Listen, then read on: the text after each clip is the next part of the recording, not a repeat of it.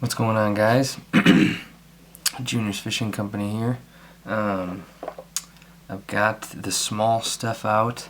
I've been shaking off the cobwebs and stuff like that. It's been a while since I had a size 10 in here. I just wanted to kind of just put a quick video on now, a little panfish introduction, if you will.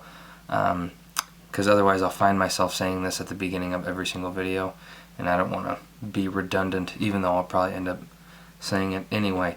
The videos that I'm going to be uploading are going to be exact things that I'm going to be using, obviously, but I am going to primarily use everything I upload through the ice. So, you know, it's November here in Minnesota, and last time I fished, the water temp was in the upper mid 40s, 48, and that was probably 10 days ago. So the water temp's probably in the upper 30s now. Now I tie a ton of traditional stuff, nymphs and stuff like that, but there's sometimes just a little bit of some tweaks that I'll make, mainly the bead size. I use a ton of like 3/16 and 5/32, you know, bigger tungsten beads to get down. And this is a nymphish pattern I'm gonna be putting a video on. This is kind of a bad first example, but this is kind of like a 5/32 ounce. It's actually a nymph evolution or something like that. I'll take a look. I'll let you know in the video. But a lot of jigs that are heavier. I do a ton of research on like invertebrates in freshwater lakes. A lot of dragonfly nymphs, things that fish are actually kind of keyed in on. And as you can see here, you know, these huge beads just help me kind of get down to where I want to quickly.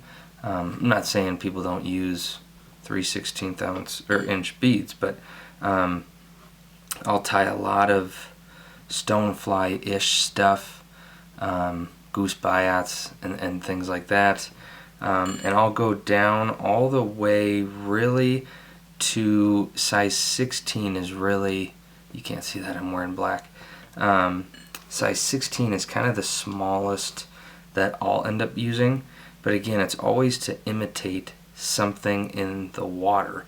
So like this is a size 16 bead nymph hook. So it's got that enlarged eye. This is a 1/8 inch tungsten matte red bead. I think this might be fire hole or something like that.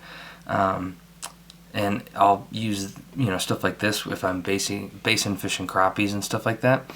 If they're kind of keyed in on bloodworms and stuff like that. So traditional patterns, but I don't know a lot of guys who traditional fly fish, but 1/8 inch beads are the smallest I'll go on these size 16s, and even these size, they don't fish like a size 16, like they're 2x long, so they're still a decent size. It's just really the wire. You can see I could bend that hook out pretty easy. But a lot of traditional stuff. So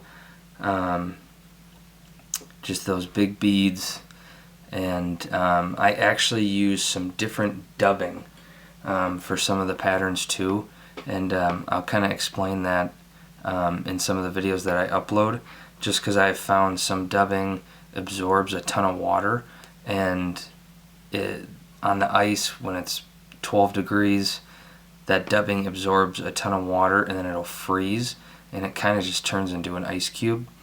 It can be pretty frustrating. So like super fine dry fly dubbing, it works really well